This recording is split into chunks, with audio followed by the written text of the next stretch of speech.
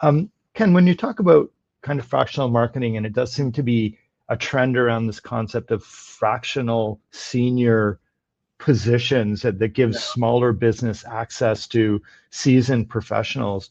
Mm-hmm. How would you say, what is the ideal kind of customer look like? What is the size of that company? Where kind of are they at in their journey?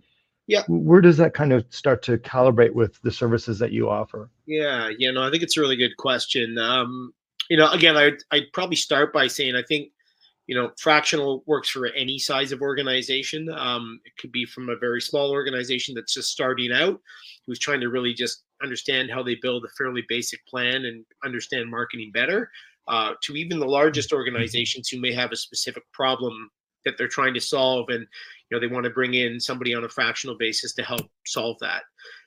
But what we find in terms of our kind of ideal customer who probably gets the most out of that fractional model tends to be companies that are sort of less than 100 employees, and probably would have a top line revenue of somewhere between $2 and let's say $50 million.